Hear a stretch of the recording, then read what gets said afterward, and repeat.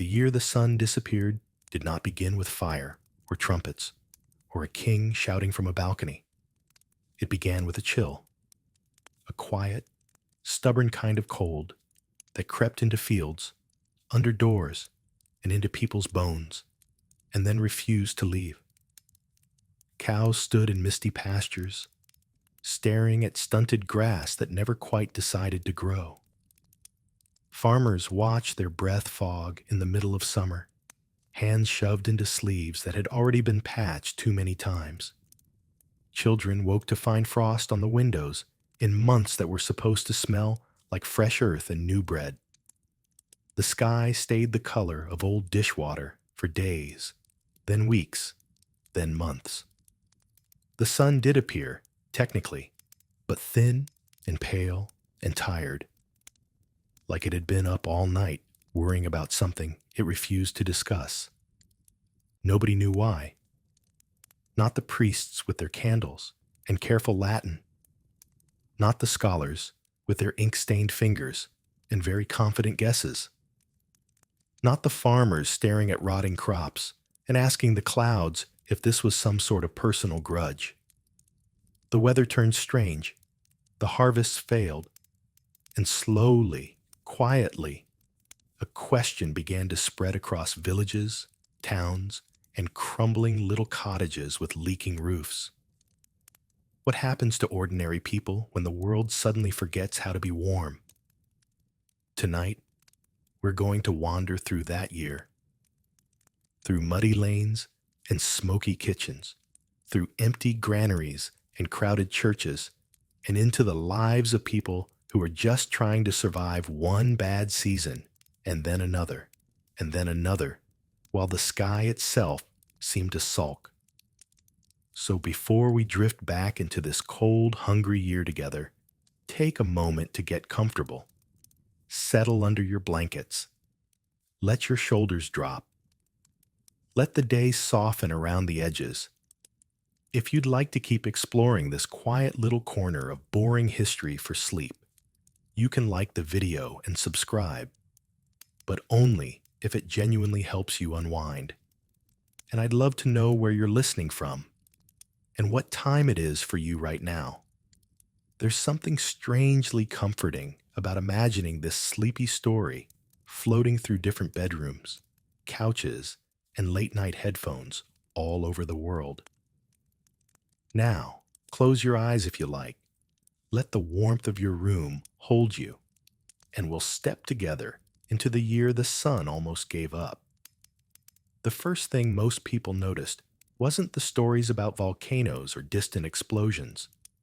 Those came later, carried along by travelers with sore feet and big mouths. No, the first thing people noticed was that the seasons felt wrong. In one small village, the kind of place that never made it onto maps and liked it that way, spring arrived late and half-hearted. The snow did melt eventually, but the ground beneath was not the soft, forgiving mud everyone was used to. It was hard and sour, like bread left too long in the oven. When the first seeds were planted, they sank into the soil with all the optimism in the world. The soil did not return the favor. Hens laid fewer eggs. Cows produced less milk. The wind stayed sharp and unfriendly, slipping under cloaks and into marrow. Frost clung to the edges of puddles long after it should have been chased away by sunlight. At first, people muttered small complaints. Colder than usual this year. Winter doesn't know when to leave. Must be a sign. Or the neighbors. Or both. But nobody panicked yet. The world had always been a bit unreasonable. Another bad season, they thought. Another year of thin stew and tight belts. They'd seen that before. They had not seen this. By the time it should have been early summer, when fields were supposed to be a messy choir of greens and golds, the crops barely whispered. Barley sulked close to the ground. Wheat shivered instead of swaying. Potatoes Those lumpy little miracles seemed to have second thoughts about existing at all. The sky stayed dull and heavy, like it was full of thoughts it refused to share. Rain came at the wrong moments and in the wrong quantities. When the sun did appear, it blinked weakly through a veil of haze, more suggestion than promise. On some mornings, people stepped outside and simply stood there, staring upward, waiting, as if the sky might clear its throat, apologize, and get on with being blue. It didn't. And somewhere, far from their cold fields and damp cottages, far beyond the reach of their small complaints, a mountain they had never heard of had torn itself open and filled the air with dust they would never see, but would feel in every empty bowl, every failed harvest, every long, hungry night. They did not know the name of that mountain. They only knew the year the sun went strange. In that nameless little village, mornings did not begin with birdsong so much as with reluctance. The fire in the hearth never quite burned hot enough.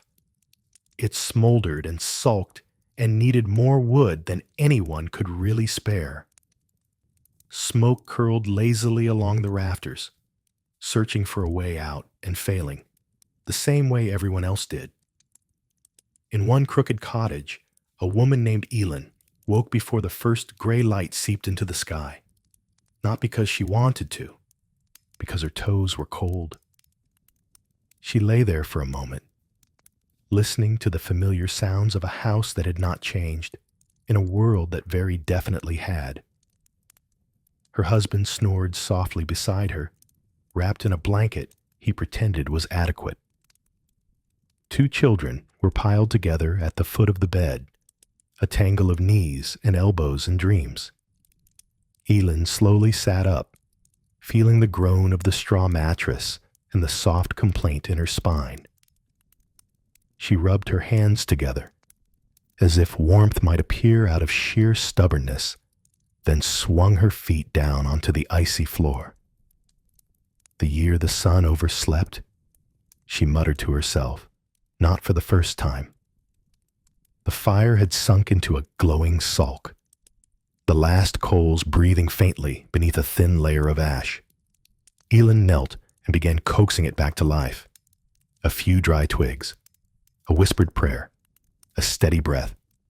Flames licked up at last, unwilling but obedient. In the corner, a pot sat waiting. It had seen better stews and prouder soups. This year, it mostly held water, and whatever could be persuaded to pretend it was food. Today, that meant a handful of oats and the heel of yesterday's bread, already hard enough to use as a small weapon. Outside, the village yawned awake one cottage at a time. A door creaked. A dog shook off sleep and regret. Somewhere a single rooster crowed, late and half-hearted, as if even he could feel that something was off and did not wish to be blamed. The reeve, who took his job of noticing things very seriously, stood in the lane and squinted at a patch of stubborn frost clinging to the ditch. "Not right," he muttered. He said that every morning now. Not right. The fields told the same story. Where there should have been soft, eager shoots, there were thin, yellowing stalks, trying their best and failing politely. The soil felt cold even under the surface. Men and women stooped over the rows, checking, rechecking, as if their stares might bully the plants into growing. They could remember other bad years, years of too much rain, years of too little, years of worms and rot and blight. But this felt different.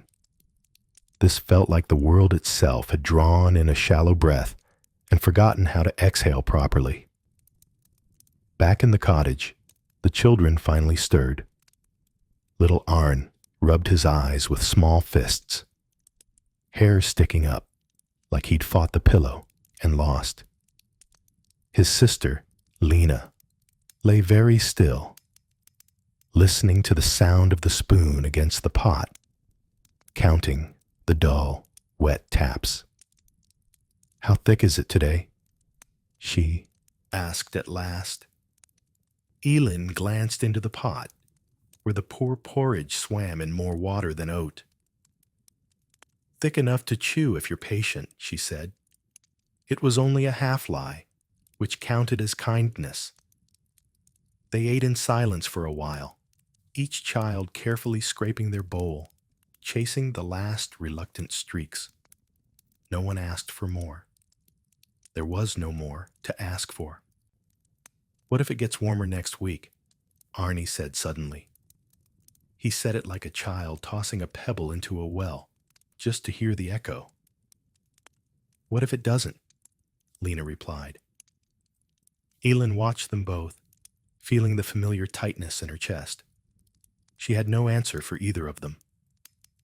So she did what mothers had done for centuries when the world made no sense. She lied gently. "The seasons get confused now and then," she said, "but they always remember themselves in the end." Outside, a gust of wind rattled the shutters, as if the year itself was laughing. By mid-morning, the lane was alive with the slow, trudging business of survival. Men headed to the fields, boots sinking into cold mud. Women carried buckets to the well, shoulders already aching from too many trips and too little water. Children chased one another for a few breathless minutes before being handed chores disguised as games. "See who can gather the most sticks," someone said. They always ran faster when it sounded like a competition. The well had always been the village's patient heart, but now it listened to different kinds of conversations. Frost again on the north field. Potatoes rotting in the ground. Geese laying fewer eggs. "And what does the priest say?" someone asked. "That God tests those he loves." There was a pause. Then perhaps he could love someone else for a while. A few women laughed, the kind of laugh that sits next door to a sigh. The sound rang off the stone of the well and drifted away toward the gray horizon. No one talked about famine yet. You didn't say the word out loud, not this early in the year. It felt like naming a ghost that might hear its own name and decide to move in. So instead, they talked around it. They talked about the price of grain traveling up the roads from the towns.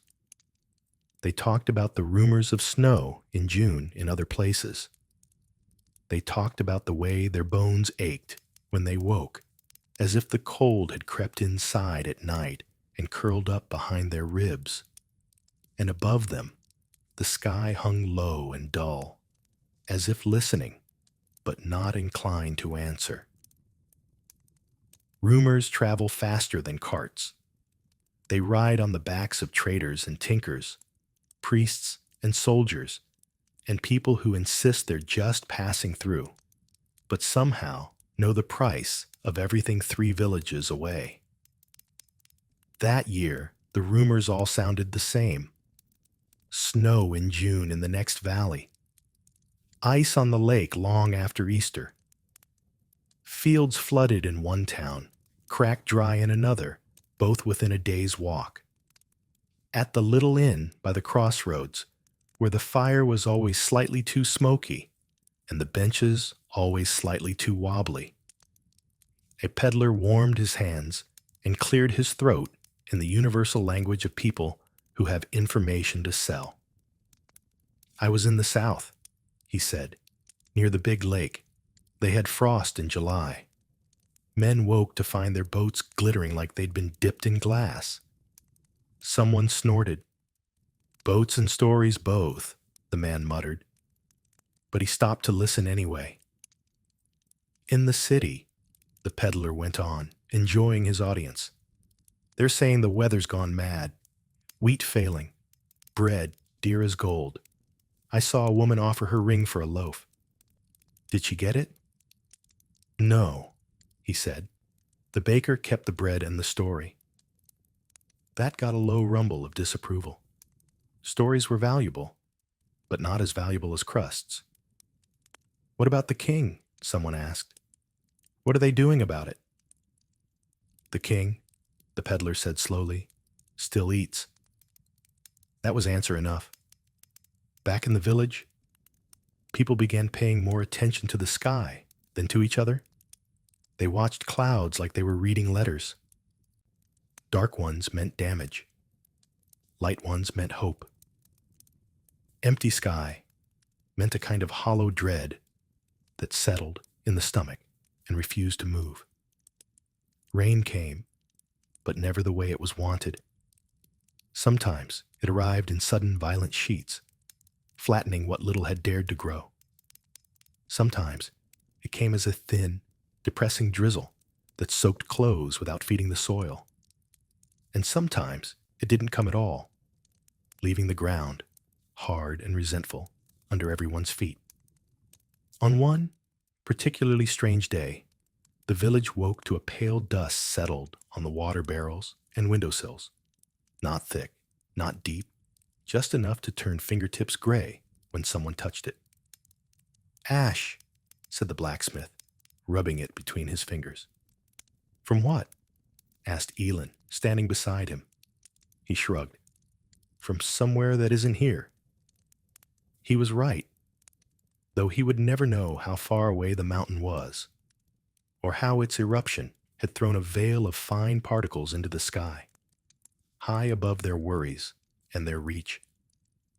In the chapel, the priest tried to explain the unexplainable. "God moves in mysterious ways," he said, which was what priests said when they had no idea what was going on, but needed to sound taller.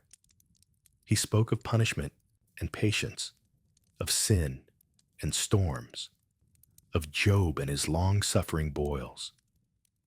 He did not speak of ash and invisible dust and distant mountains because he had never heard of them.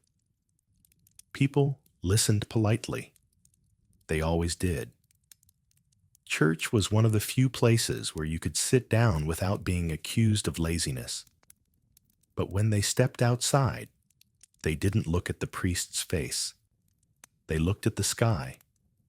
By late summer, if you could still call it that, the first real worry began to show on the surface of things.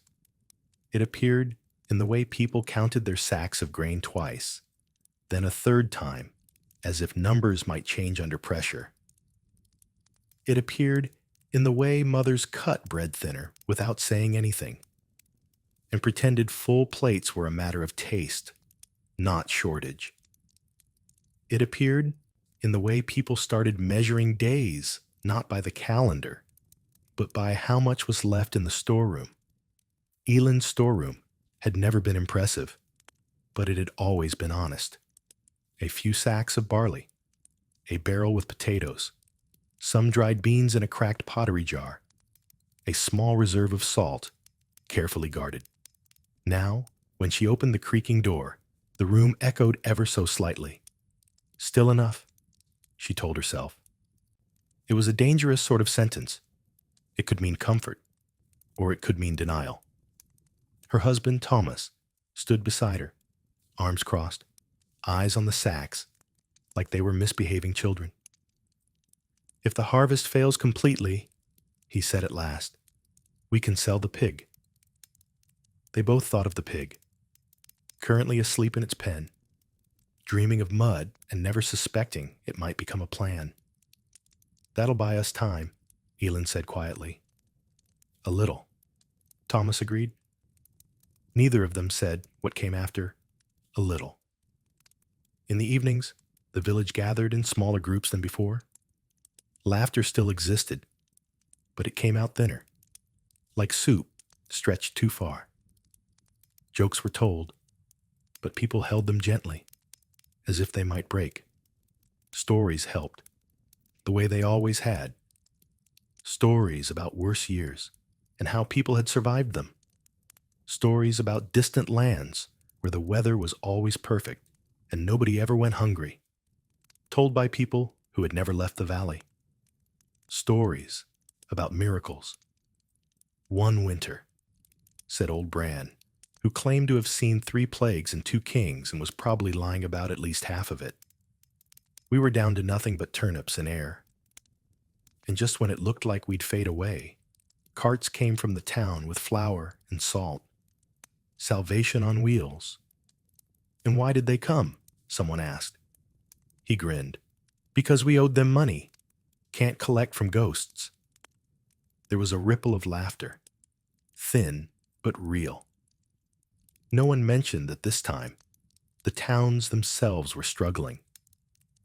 That this time there might not be any spare flour rolling down the road, because everywhere, in places with names and places without, people were looking at the same gray sky and asking the same impossible question: how long can this go on? The year, without a proper summer, had not yet finished its work. It was only just getting comfortable. By the time the last weeks of the so-called summer crept in, the village had begun to feel smaller. Not physically. The crooked lanes were the same. The fields still stretched out in their familiar patchwork. The forest still stood like a dark audience holding its breath. But the world had shrunk in another way. People traveled less. Visitors stopped coming. Traders who normally appeared with bolts of cloth, jars of honey, and silly gossip from faraway towns were now ghosts of memory.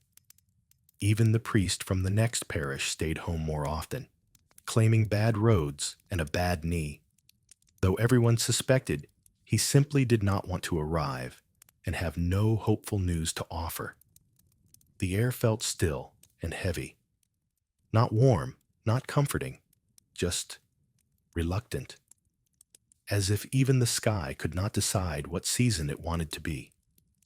One morning, Thomas found a thin crust of ice in the footprints outside the barn. This alone would have been strange, but not alarming if it had been March, or even April. But it was almost August. He crouched, touched the thin ice with the tip of his finger, and let out a slow breath. "Elin will not like this," he murmured.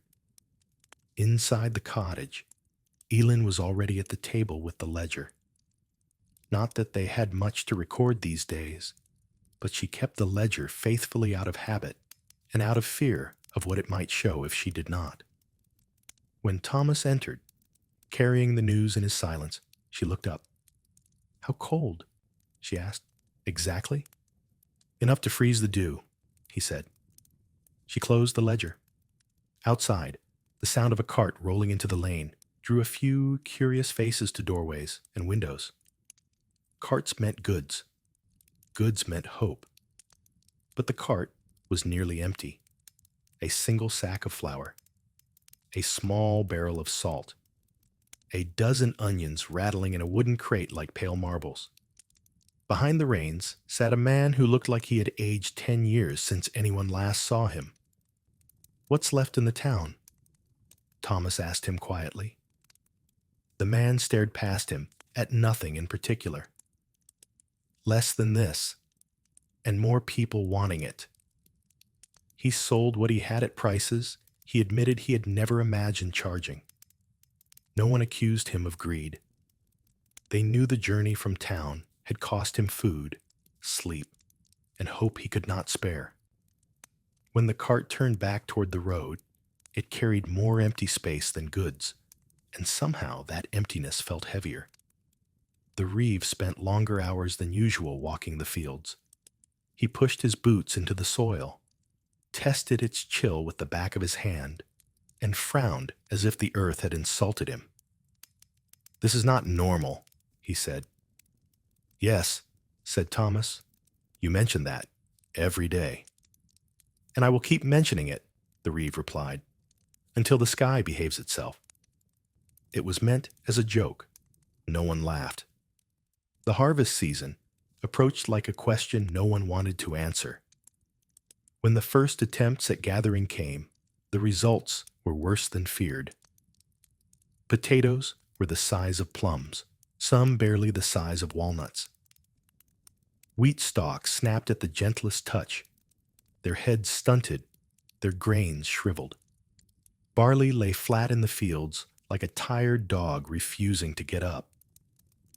Families walked through their rows in silence, baskets hanging uselessly from their arms. Children bent to pick up what scraps they could find and looked back at their parents for reassurance. But reassurance was a rare crop that year. After the first grim tally, Elin and Thomas returned to their cottage with a basket that should have been heavy, but weighed less than hope itself. Elin spread the potatoes on the table.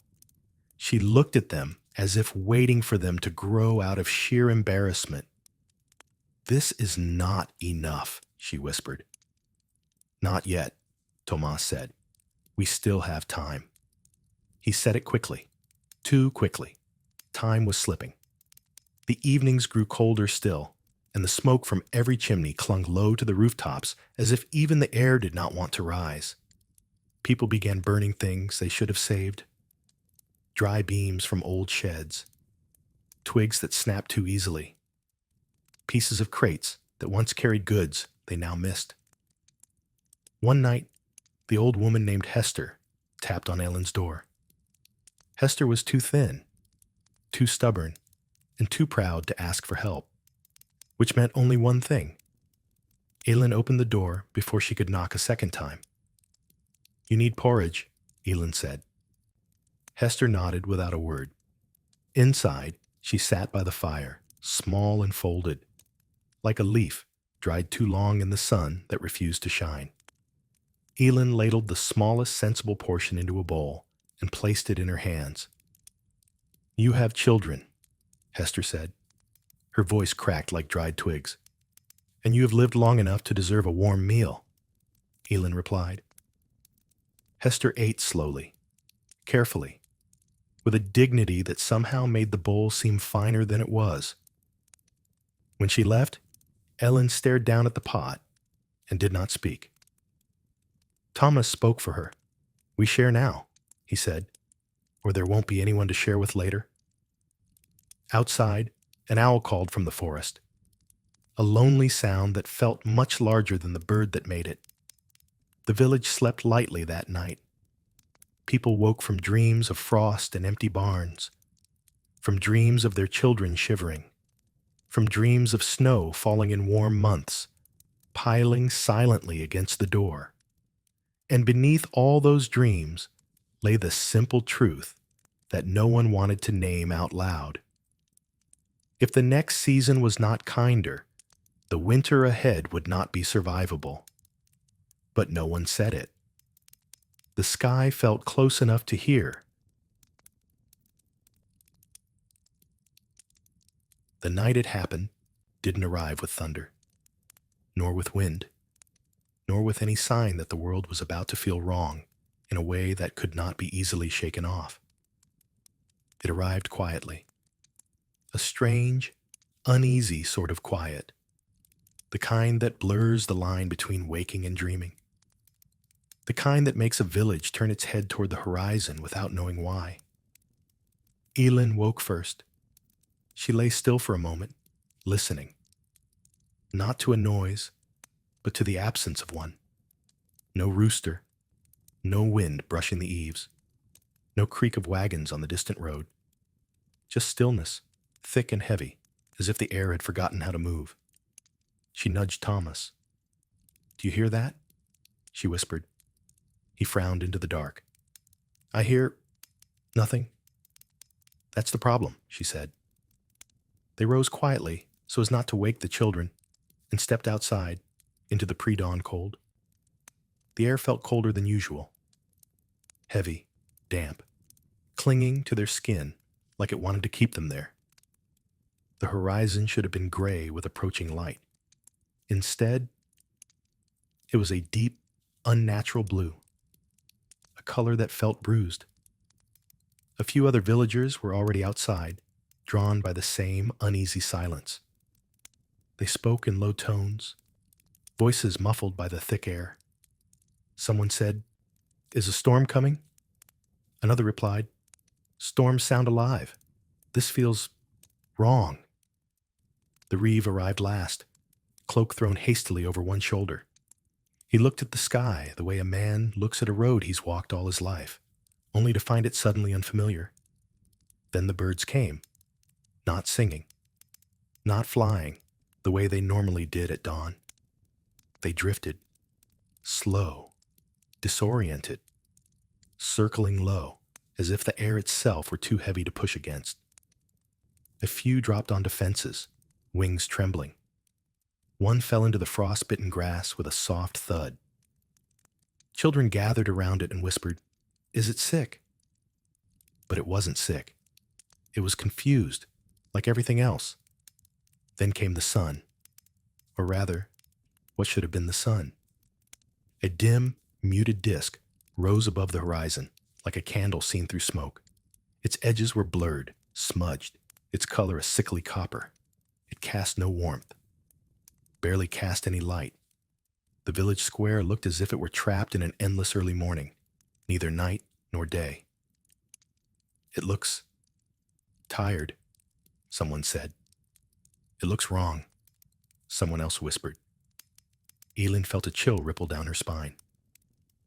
Thomas stepped forward, squinting at the reddish smudge in the sky. "It's like the sun is behind a veil," he murmured. "A thick one," said the reeve, jaw tight. The strange sky lingered. Minutes stretched into an hour. The daylight never fully arrived. Shadows clung stubbornly to the ground. Faces appeared half lit, half lost.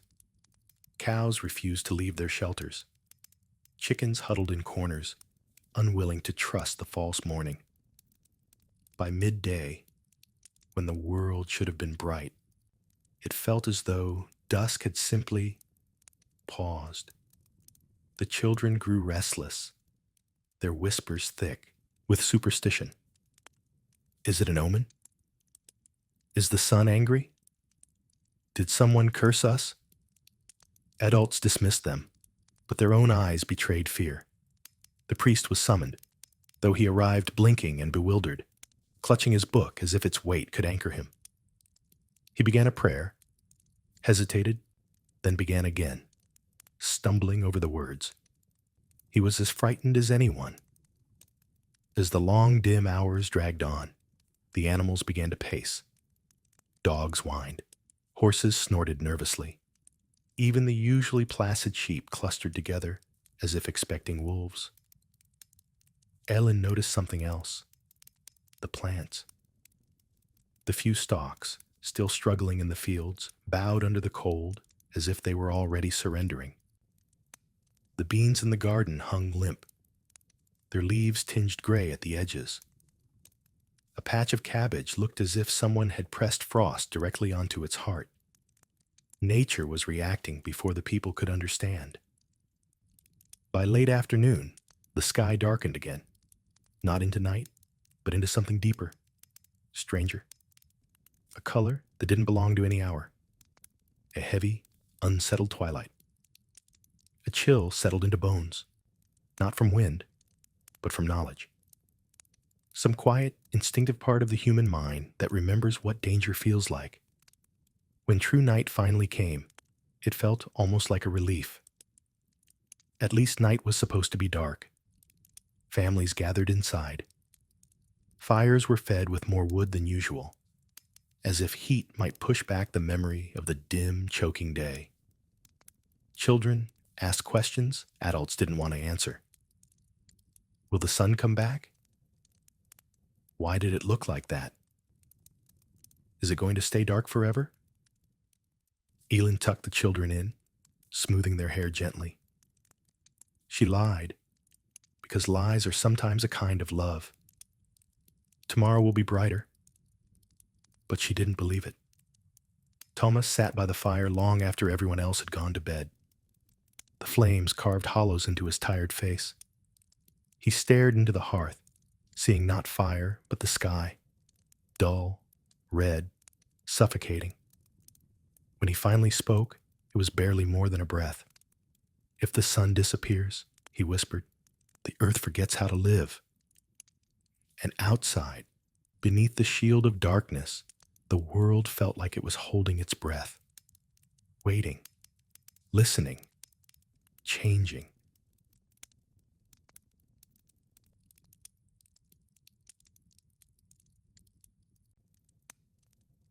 By morning, the village had convinced itself the strange dimness was a fluke, a passing haze, a trick of the weather.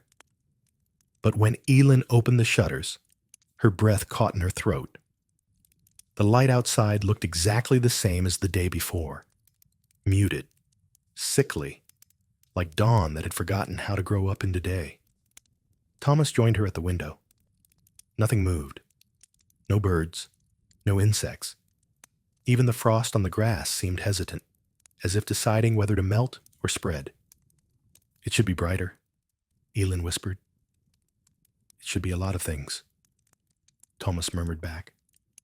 Across the village, people stepped out of their homes, one by one.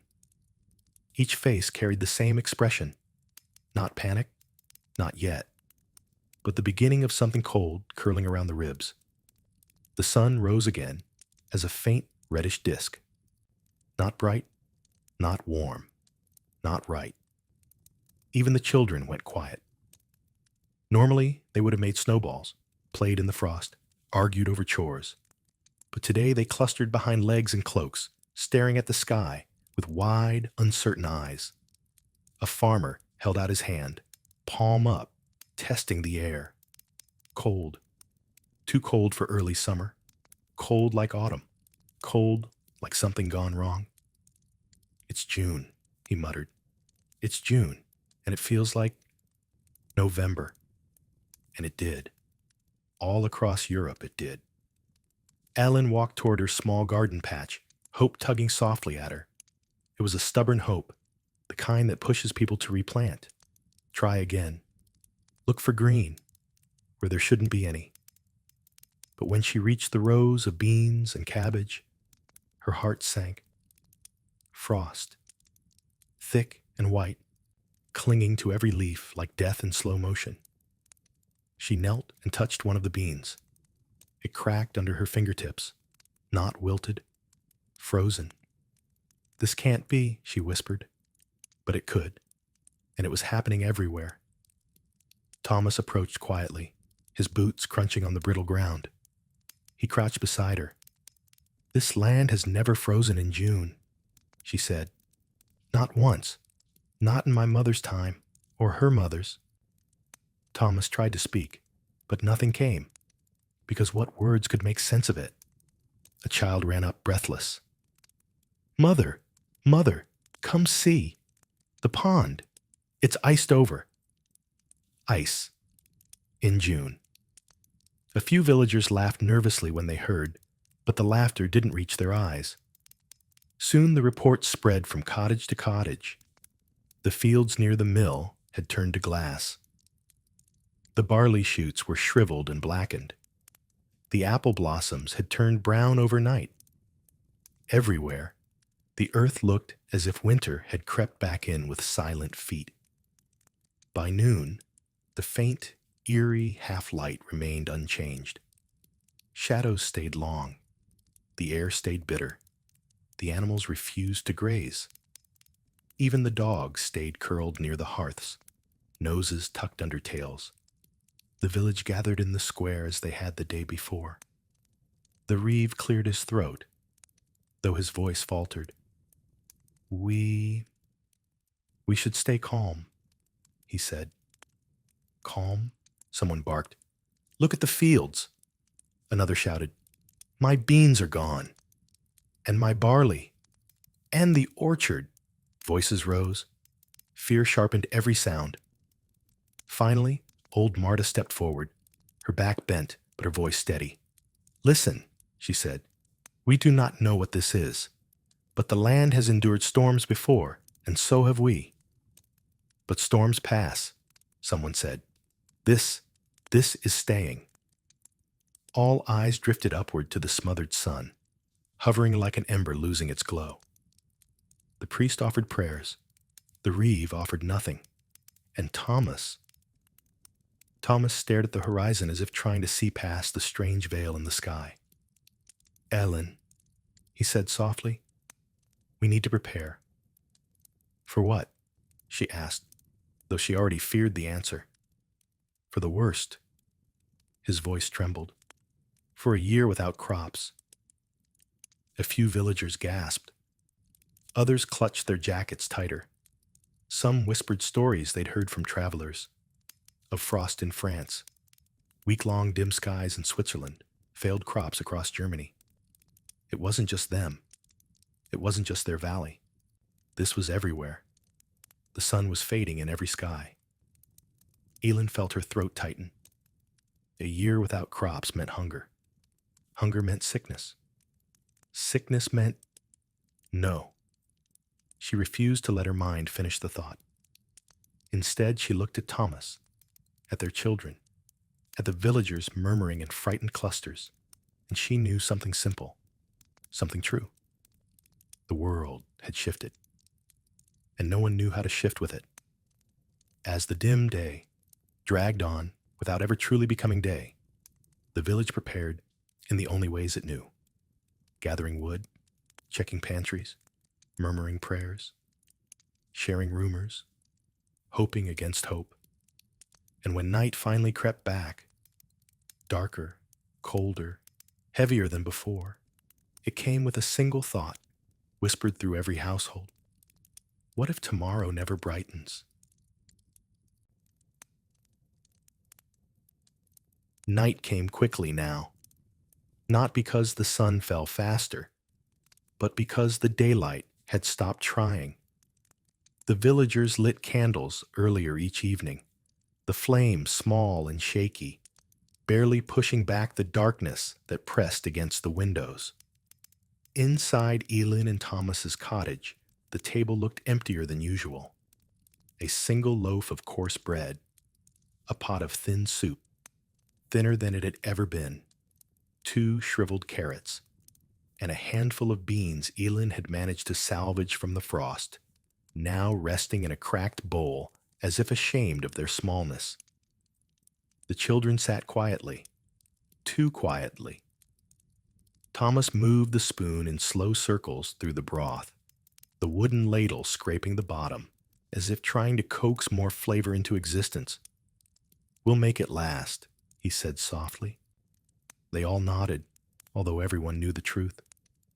There wasn't enough. In most years, June meant abundance. Greens sprouting, fruit swelling, grains reaching for the sky. But now the soil lay defeated under thin ice, and the once rich earth felt as brittle as old bone. Alan broke the bread into 4 uneven pieces. The children received the biggest ones. She and Thomas shared what was left. The bread tasted like dust. The soup tasted like memory. After supper, Thomas stepped outside, rubbing his arms against the cold. Frost bit at his beard. Behind the woodshed, he found his neighbor Joran already waiting. "You heard?" Joran whispered. "Heard what?" Thomas asked. Joran glanced toward the darkened houses. "Another farm lost the last of their early barley this morning. Black as coal. They'll have nothing until next year." Thomas exhaled slowly.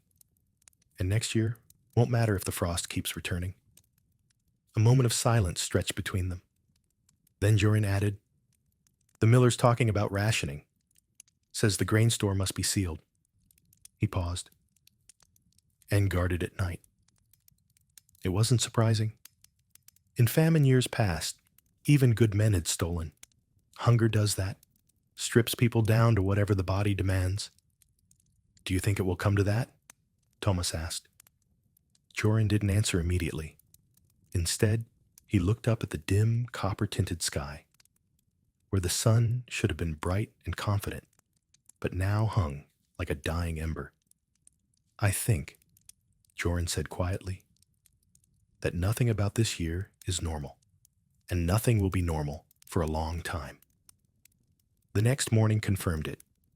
The market stalls, usually overflowing with cheese, eggs, vegetables, stood half empty. The butcher had nothing new to sell. The baker rationed loaves. The dairymaid's buckets were lighter. The chicken coop produced almost no eggs. And cows, confused by the cold, produced less milk each day. People whispered as they passed one another. What did your fields look like? Have your potatoes died? Is the frost still there? Is this happening everywhere? Will the sun return? No one had answers. Some tried to save what little food remained. They dried herbs, smoked meat, buried carrots in sand. Others began sneaking into the woods to forage mushrooms and berries, though even the forest seemed confused, its plants weeks behind and its animals eerily quiet. But hunger spreads faster than solutions. By the fourth day of dimness, a group of villagers stood in the square, arguing. This cold isn't natural. It's sorcery. No, punishment. It's the volcano, muttered a traveler who had arrived 2 nights prior. You've all heard of it, haven't you? The great eruption far across the world. They say the ash is still rising, still spreading. Ash? Someone repeated, horrified. Across the whole sky?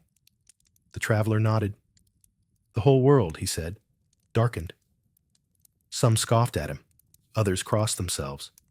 A few simply stared at the ground, as if afraid the earth itself might vanish next. Elin and Thomas stood at the edge of the crowd. We'll have to stretch everything, Elin whispered. Every crumb, every root. Thomas nodded. And hope help comes before winter. The word winter seemed to darken the air itself. Because the unspoken truth was this. If the world was freezing in June, then winter would be something far worse than anything they had known. That evening, the Reeve walked through the village with a solemn expression. He knocked on every door, spoke to every family, took stock of every cellar. Barley, dwindling. Beans, nearly gone. Apples, shriveled. Turnips, ruined. Root vegetables, frostbitten. Chickens, laying less each day. Sheep, thin and anxious. Cows, cold and uncooperative. By lantern light, the Reeve gathered the villagers again. We do not have enough food, he said plainly. There is no use pretending otherwise. The words fell like stones. We will ration, strictly, and we will share. No hoarding, no exceptions. A murmur rose, fearful, angry, uncertain. If we do not work together, the Reeve continued, we will not survive this year. Silence followed, heavy, resigned. Elin looked at Thomas, and Thomas at her. They didn't speak. They didn't need to. They both understood what lay ahead. A long season without harvest. A year without certainty.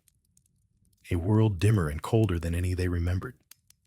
Hunger had come early, and it was only the beginning.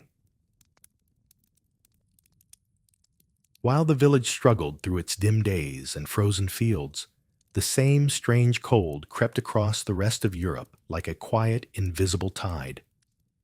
News arrived in pieces. A letter carried by a merchant. A whispered rumor from a traveler. A clipped phrase overheard at the well. Each fragment felt worse than the last. In the nearby towns, the grain markets had begun to collapse. Prices doubled, then doubled again, until a single loaf of bread cost more than a week's wages for most families. Bakers locked their doors. Millers refused credit. Merchants argued in the streets. In Switzerland, said the traveler, people were boiling grass. Grass porridge, he muttered, green and bitter, but better than starving. In France, people were eating the bark from trees. He said it casually, as if he didn't want the village to understand the weight of his words. In parts of Germany, riots had already broken out. Angry crowds demanding food from empty stores that could not possibly give what they did not have. Even England, wealthy and proud, was suffering. Frost killed the wheat. Rain drowned the barley. Snow fell in summer. When word reached the village, it washed over the people like frost creeping across a window pane. Slow, forming cracks. Quiet, unavoidable. If distant kingdoms could not feed themselves, what chance did a forgotten little valley have? Thomas walked with Joran along the narrow footpath by the river, both men silent for a long time. The river moved sluggishly, as if confused about what season it was supposed to represent. The traveler said snow fell in Paris, Joran finally murmured. In June, Thomas said. In June, Joran repeated, shaking his head. My grandfather told stories of strange years, but nothing like this. A breeze moved across the water, carrying a coldness that did not belong to the season. Thomas kicked a stone into the river. It sank with a soft plunk, quiet enough to feel personal. Do you think the king will do anything? Joran asked. Thomas snorted softly. The king eats well. His fields are guarded, his cellars full. The nobles have stores saved from last year. So the poor starve, Joran said. The poor always starve first, Thomas replied. His tone was not bitter, only tired. Farther uphill, the reeve met with the elders in the chapel. Their meeting stretched long into the night, voices echoing against the stone walls in tired, fearful tones. When they emerged, their faces said everything.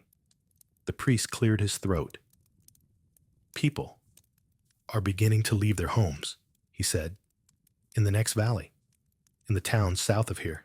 Entire families packing what little they have left and walking east, or west, or anywhere at all. Some villagers gasped. Ellen frowned. Why would they go? To find food, the priest replied, or work, or hope. Will they find it? She asked softly. The priest hesitated, long enough for everyone to understand the answer. There are bread lines in the cities, the reeve said, stepping forward. Hundreds waiting for a handful of flour. People sleeping on the steps of churches. Inns overflowing. Hospitals full of fever. A murmur spread through the crowd like ripples on dark water.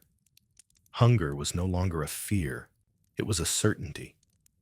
And beyond Europe, the traveler added, rubbing his tired eyes, it is worse. Worse, someone repeated. In America, he said, frost has killed crops from New York to Boston. Snow fell in July. People are slaughtering livestock early because they cannot feed them. And Asia? The priest asked. The traveler bowed his head. Torrential rains in China. Floods. Famine. Thousands hungry. Elin felt a wave of nausea. Not from illness, from scale.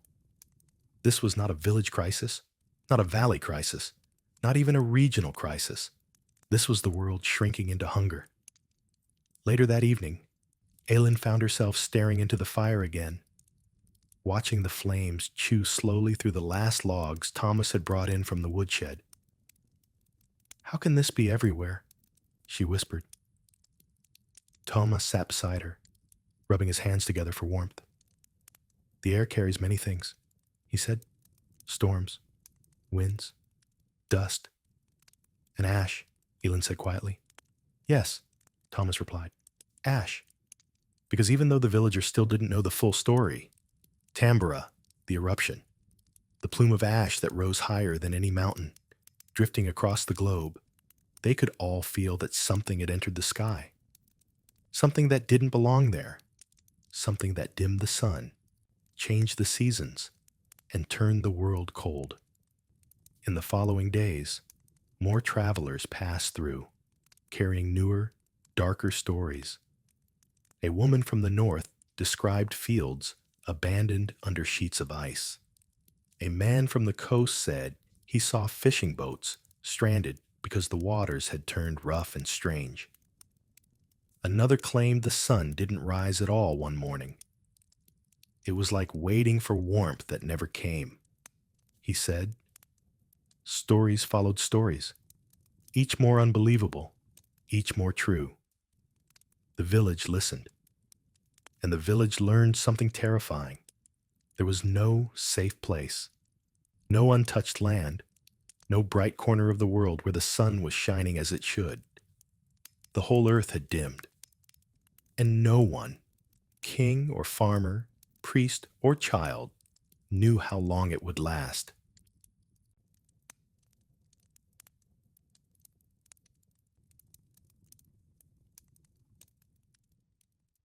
The cold deepened, not like a winter that crept slowly in, not like frost settling politely on rooftops in November. This cold came suddenly, sharply, as if some invisible door in the sky had been left open, letting in a draft from a world not meant for humans.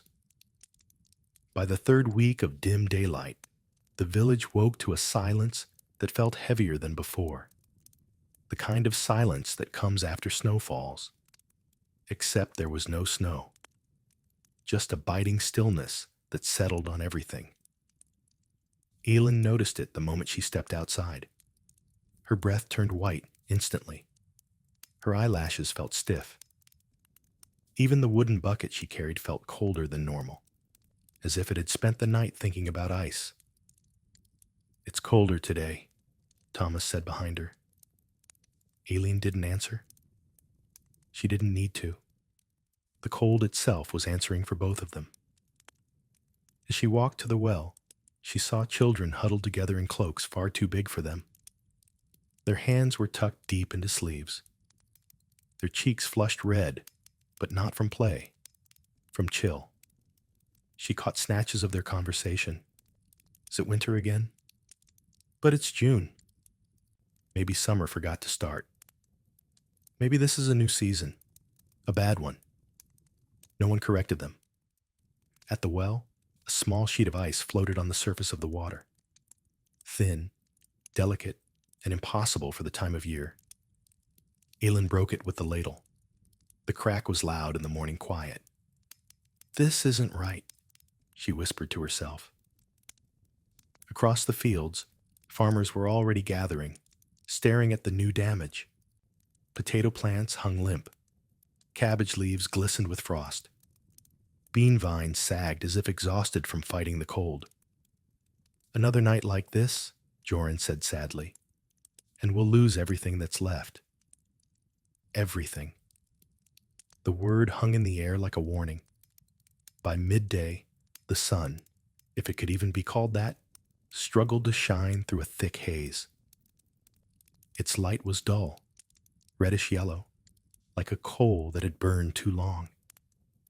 It gave no warmth. People kept their cloaks on, even indoors. Fires burned all day. Children carried small pieces of wool cloth around their necks for warmth. And the animals were restless, shifting and stamping as if trying to shake off something they could not see. Later that afternoon, the reeve gathered everyone in the square. "This cold," he said, "is not passing." No one argued. He continued, "We are entering a season that is not a season, something new, something we must adapt to." Elin held Thomas's hand more tightly. The reeve gestured toward the fields. "Nothing is growing, not properly, not enough to survive on." People nodded grimly. "And," he added with difficulty, "the town has closed its grain stores. They will no longer trade with us." A sharp cry rose from the crowd. "What do you mean?" "They can't. That's not fair." "What will we eat?" "They can't trade because they are starving too." The reeve replied softly, "It is the same everywhere." Silence washed over them, the kind of silence that breaks something inside a community. That evening, a thick fog crept down from the hills, wrapping itself around the cottages like cold fingers. The fog had weight to it, gritty, pale, and strangely metallic smelling. Thomas stepped outside, sniffed the air, and frowned. It smells like ashes. Elin nodded. I smelled it earlier, too. The ash in the sky, still drifting from the distant volcano, still spreading, still influencing every breath of wind, had settled again. Not enough to choke, not enough to see clearly, but enough to smell, enough to feel, enough to remind them that something enormous was hanging above their lives. When night fell, the world felt even colder. The wind rattled shutters. The woods groaned. The fire in the hearth hissed as if protesting the chill that even flames couldn't fight. Elin wrapped the children in extra blankets before bed. Their bodies felt too light, too thin. Will summer come tomorrow? Arna asked.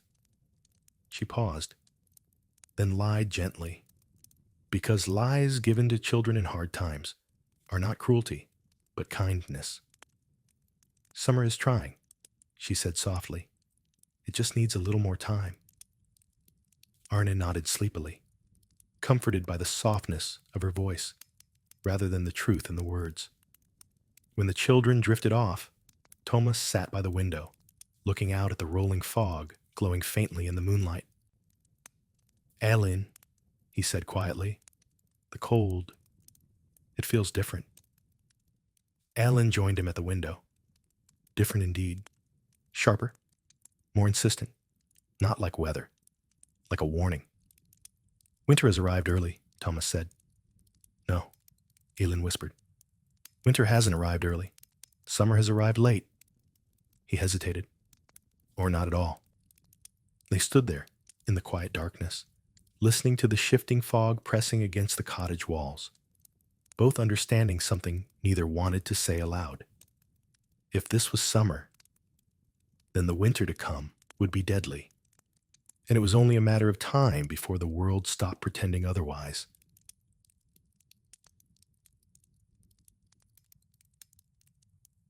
It happened slowly at first. A single family leaving the valley, with a cart full of blankets and whatever food they could spare. A couple walking along the dusty road, heads down, trying not to look back. A young man, riding toward the coast, claiming he had heard rumors of work somewhere, anywhere, with warmer air. Then more followed. And soon the quiet lanes of the village, once familiar and stable, began to feel like a riverbed where the water had started to drain away. People were leaving. Not because they wanted to, not because they had some clear destination, but because hunger pushes, cold pulls, and fear lifts feet that would otherwise stay planted. Joran was the first among their close neighbors to speak of leaving. We cannot survive winter like this, he told Thomas one cold morning. We barely have enough to last until harvest, and there will be no harvest. Thomas didn't argue, because he knew the truth of it. Instead, he asked the question everyone asked eventually. Where will you go? Joran shrugged helplessly. Somewhere warmer, somewhere with food, somewhere the sun still remembers. But even as he said it, he looked uncertain, because no one had heard of such a place. Elin watched families pass by her cottage with the same expression she used when watching the frost creep across her garden. Helpless, sad, but not surprised. They went in all directions. North, to towns rumored to have grain stores. South, to warmer valleys, where the frost might not bite as hard. East, to cities where people begged on the steps of cathedrals. West, to whatever hope the ocean breeze might offer. Some left quietly at dawn, not wanting to say goodbye.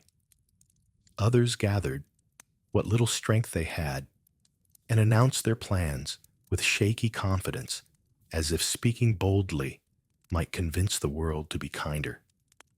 In one heartbreaking moment, Elin saw a mother giving her only loaf of bread to a stranger, a pale girl traveling alone, because she needs it more. These were not acts of wealth or generosity. They were acts of shared desperation.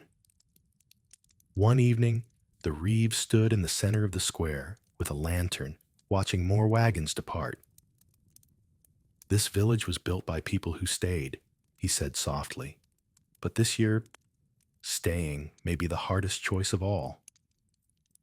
He didn't say what he feared most, that the village would become so empty that survival wouldn't be a matter of food alone, but of loneliness. Across Europe, the same thing happened. Everywhere, roads filled with travelers, thousands of them, moving like long, slow trains of human hope. They carried sacks that grew lighter each day.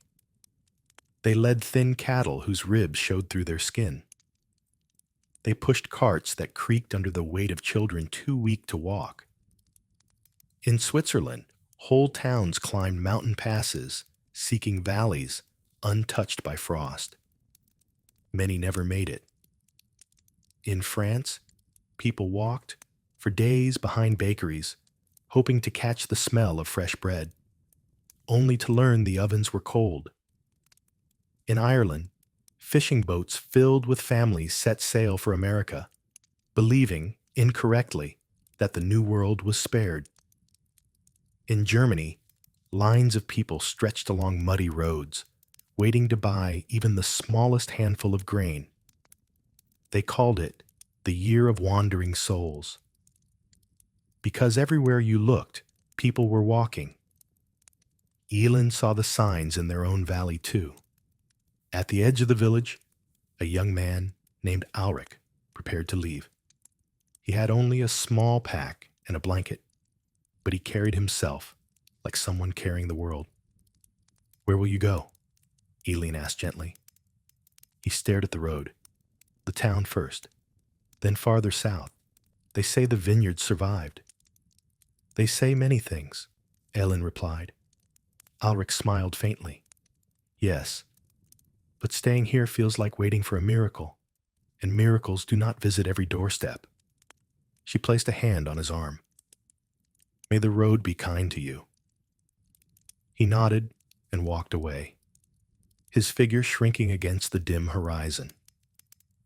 Elin watched until he disappeared. Inside the cottage, Thomas was counting potatoes again, shifting the shriveled ones to one basket, the slightly better ones to another. "They're all bad," he muttered. "But some are less bad," Elin replied, trying to keep her voice steady. The sound of footsteps outside interrupted them. A woman and her 2 children were passing through, faces hollow with hunger.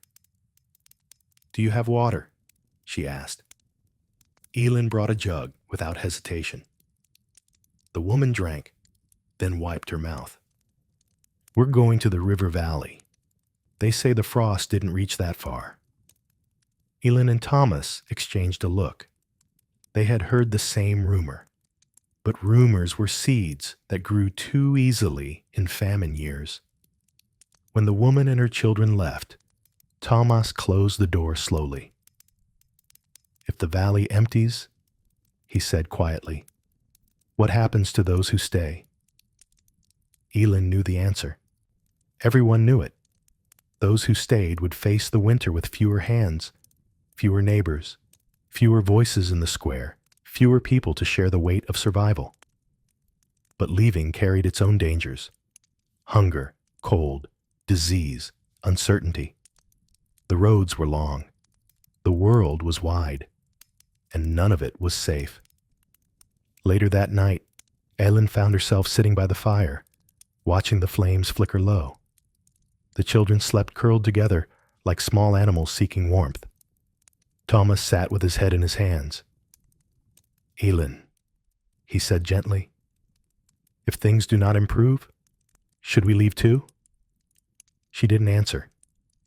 Instead, she watched a small piece of wood crumble into ash and thought about the word home. how fragile it had become.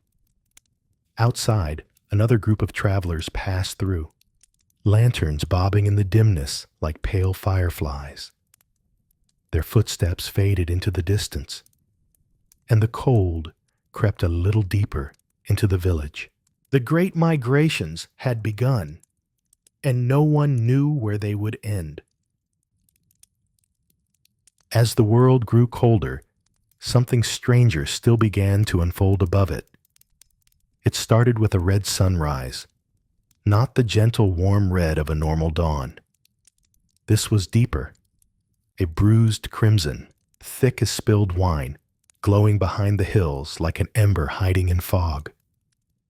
Elin noticed it first when she stepped outside to fetch water. The sky looked wounded. She stood there for a long moment, breath hanging in the frosty air, staring upward as the light bled across the horizon. It didn't brighten, it spread, slowly, unnaturally, turning the clouds into long streaks of copper and blood. Thomas joined her, rubbing his eyes. "What is that?"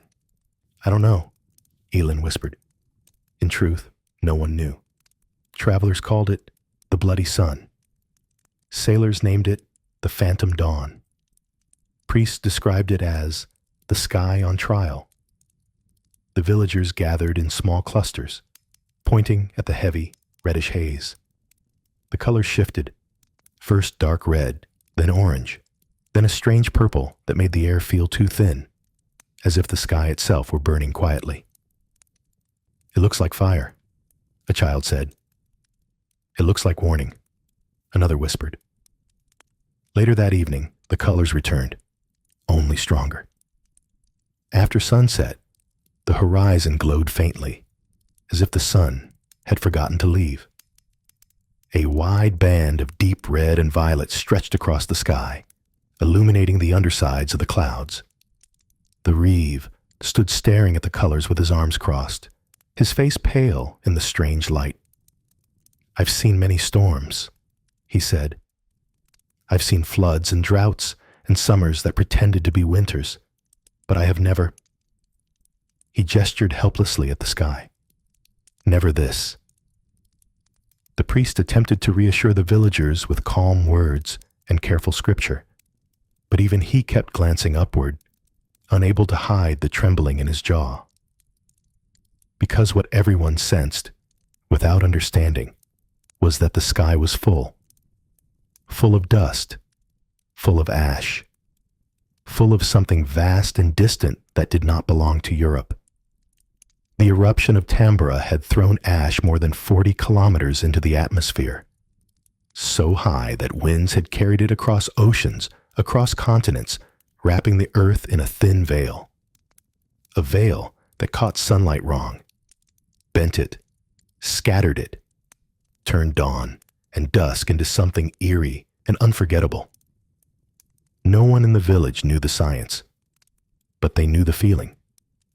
The world was not behaving like the world. That night, Elin tucked the children into bed as the reddish glow seeped faintly through the cracks in the shutters. "Is the sky on fire?" Arne asked. "No," Elin said softly, brushing his hair from his forehead. "It's only confused." "Like the sun?" he asked. "Yes, like the sun." Outside, Thomas stood in the yard, staring upward. The colors were fading now, turning into a smudged violet that looked bruised by cold. He could see his breath in the darkness, floating upward as if drawn toward the strange, shimmering horizon. He shivered, not from the cold alone. When he returned indoors, he found Elin sitting by the hearth, her hands folded tightly in her lap. "Did you see it?" she asked. "Yes," he said. "It feels like the sky is sick." She nodded. The fire crackled.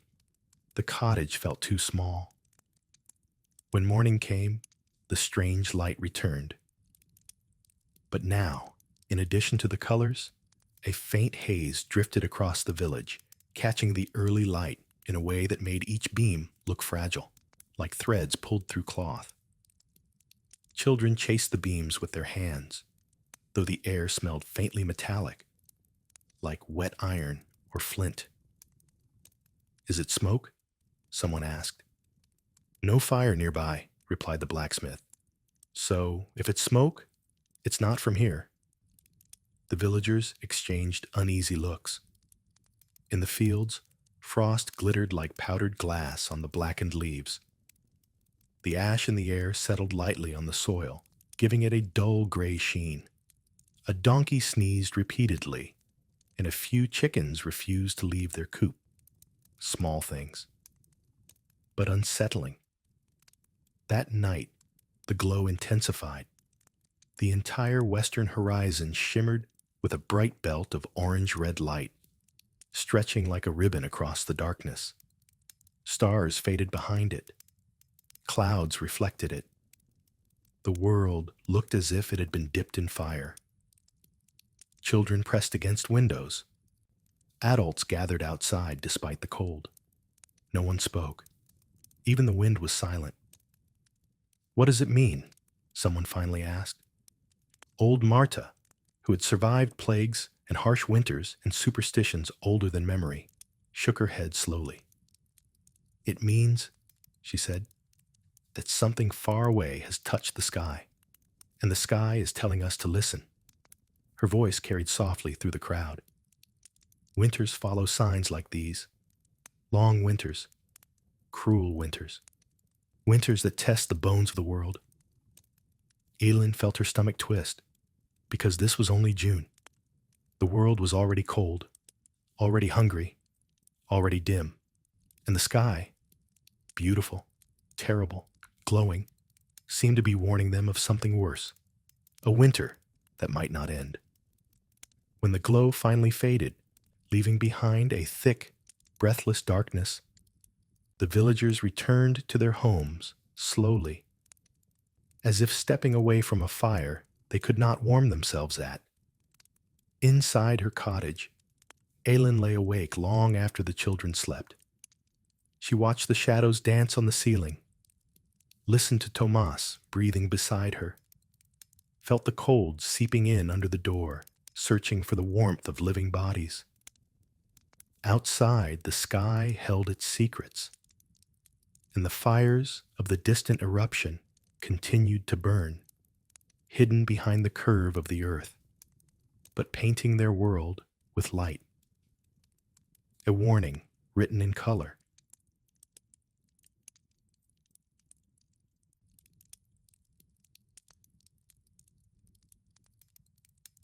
The strange colors in the sky did not disappear overnight. For several days, dawn and dusk arrived, wearing those same bruised reds and purples, like the sky was healing from something too vast for human minds to grasp. But gradually, so gradually, that no one noticed on the first or second day, the colors began to fade. The mornings grew a little clearer, a little lighter, a little less heavy. One morning, Aelin stepped outside to fetch water and stopped mid-step.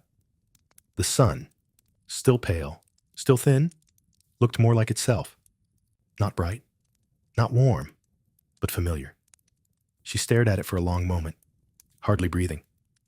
"Thomas," she called softly, "come look." He joined her in the lane, rubbing sleep from his eyes. When he saw the pale disk hanging in the sky, he let out a breath he didn't realize he'd been holding. "It's clearer," he said. "Yes," Aelin whispered. "Finally." The children came bounding out of the cottage, barefoot, shivering, but smiling in a way Aelin hadn't seen in weeks. "It's brighter," Arna said. "Look, Mama, the sky is blue." It wasn't blue, not really. More a washed, watered-down gray blue, like paint left out in the rain.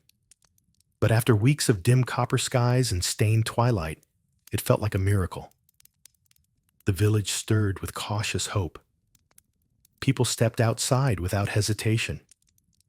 They stood in small circles, pointing upward, speaking in soft tones, like worshippers in a quiet cathedral.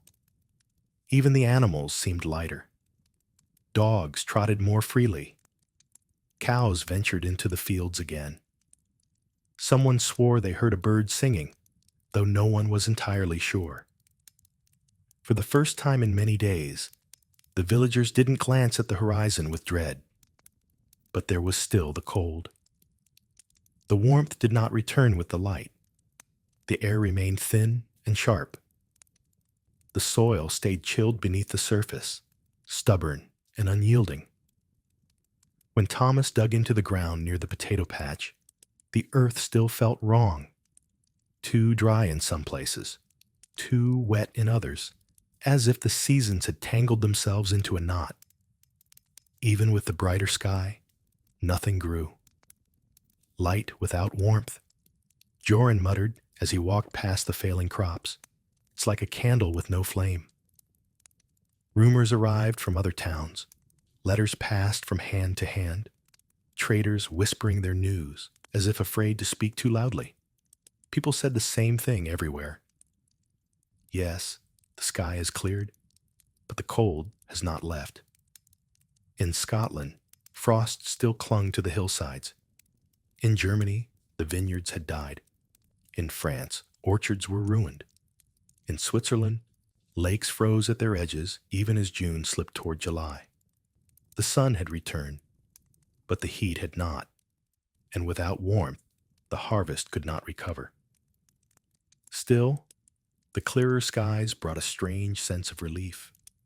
Humans can tolerate hunger, fear, exhaustion, but darkness gnaws at the mind in a way few things can. With the skylighter, people began doing small things they had stopped doing weeks before. Children played in the lane again. Farmers walked the fields, even if only to mourn them. Women scrubbed blankets and hung them out to dry in the pale sun. The blacksmith reopened his forge, if only to keep his hands busy. The priest rang the chapel bell, though no special service waited inside. Life tried, in its quiet way, to resume. One evening, Elin took the children to the river to wash their hands. The sunlight, weak and watery, reflected off the water in a trembling silver line. Arnie knelt beside her. "Does this mean everything will go back to normal?" he asked. Elin placed a hand on his shoulder, feeling the thinness beneath his shirt. "I think," she said gently, "that things will get better slowly, but they may not be normal for a long time." Arnie nodded, though he didn't understand. Children always understand moods better than explanations. Later that night, as the pale sky faded into a soft, ordinary dusk, Thomas sat by the door of their cottage, staring at the horizon. "It feels different," he said as Elin joined him. "Lighter, as if the world is breathing again." She nodded. "It is. But breathing is not the same as healing." They sat together in silence, listening to the faint sounds of the village settling down. Soft voices, distant footsteps, the gentle snort of a horse, the crackle of fires. For the first time in weeks, the night sky held stars. Not many, just a fragile scattering, but enough to remind them of the world before the darkness. Elin leaned her head against Thomas's shoulder. "Maybe this is a sign," she whispered, "that we can endure the rest." Thomas wrapped an arm around her. "We'll endure what we must." Above them, the thin moon floated in a sky beginning, just beginning, to remember how to shine. The cold lingered, the hunger remained, but the sky was clearing. And sometimes, that was enough for hope to take root.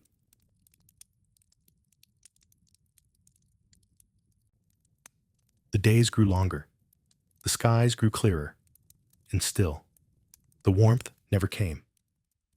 At first, hope held firm, stubborn as a weed in dry soil. But by late July, reality settled over the village like an unwelcome guest. The crops were failing, not from darkness now, but from cold. Every morning, the fields shimmered, with a thin crust of frost, delicate as lace, deadly as steel. Farmers walked the rows in silence, boots crunching on frost that had no business being alive in midsummer. Tomas knelt in the wheat field, turning a stunted stalk between his fingers. The head was barely formed. The grains inside were shriveled, lifeless. Ellen stepped beside him, wrapping her shawl tight around her shoulders. "Any better today?" she asked, though she knew the answer before it left her mouth.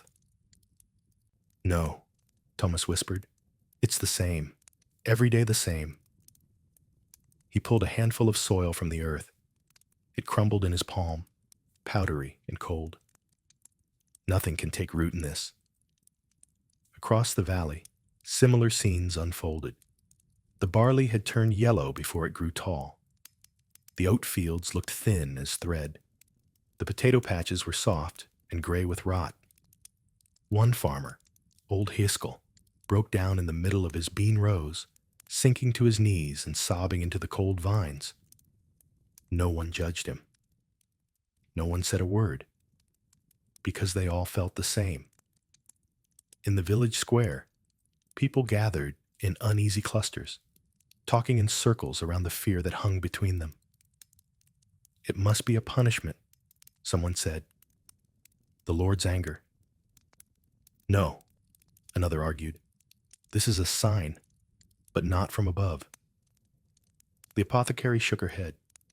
"There's sickness in the weather itself, something wrong in the air." But no theory mattered. The truth was simpler and crueler. There would be no harvest, not this year, not with the cold gripping the earth like a jealous hand. Children complained that the river felt colder than winter. Fishermen reported fewer fish, waters too cold for spawning. Even the animals acted strangely, as if confused by a season that refused to behave. The butcher's pigs huddled together, refusing to wander. Goats bleated at odd hours.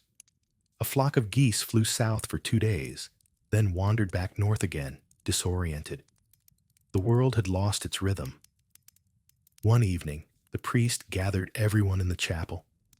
His voice was quiet, steady, but his eyes gave him away. "We must ration," he said. "All of us." Groans rippled through the pews. Murmurs. Fear. Someone whispered, "Not again." But there was no choice. The winter stores were long gone. The spring planting had failed. The summer growth was dying. The villagers began cutting meals in half, then in thirds. Bread was stretched with ground bark. Soup was thinned so far that it might as well have been flavored water. Families traded onions like treasure. Children cried themselves to sleep with empty stomachs. One morning, Elin caught Arna trying to eat raw pea pods from the field. "They're not ready," she told him gently. "I'm hungry," he whispered. "I know," she said, pulling him close. "I know." At night, Thomas lay awake, listening to the crackle of the dying fire. His mind circled the same thought again and again. What if winter comes early? What if it's worse than last year? What if this never ends? By early August, travelers brought worse news. In France, bread riots had erupted. In Switzerland, families fled to higher valleys seeking food. In New England, snow had fallen again in the first week of August. Snow. Thomas crushed the letter in his hand when he read that word. Elin touched his shoulder. "We'll stay alive," she whispered. "We always have." He didn't answer, because staying alive felt less certain with each passing day. Still, life pressed on in small, stubborn ways. People repaired roofs. They mended clothing. They gathered what little herbs survived. They shared candles.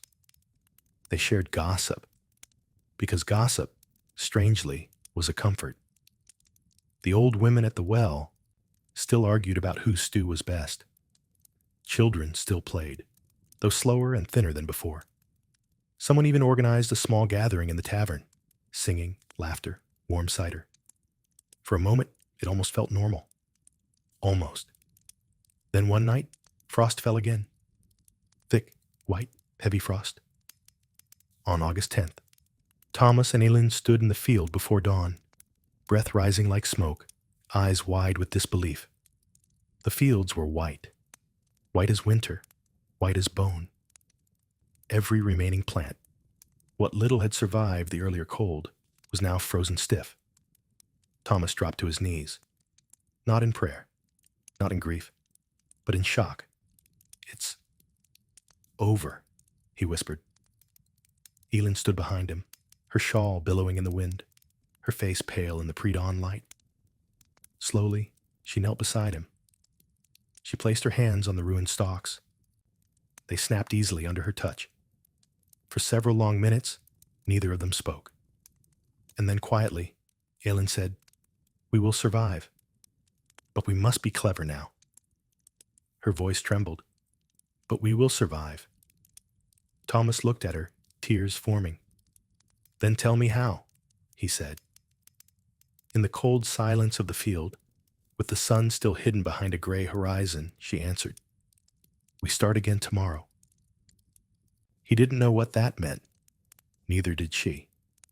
But sometimes survival begins not with a plan, but with a sentence said out loud in a ruined field on a cold August morning.